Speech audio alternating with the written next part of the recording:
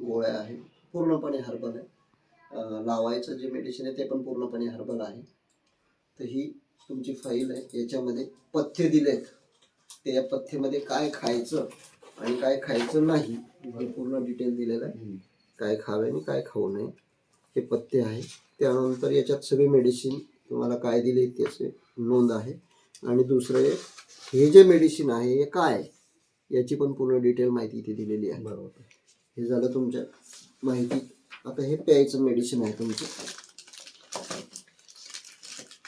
हे पूर्णपणे electro homeopathy medicine आहे.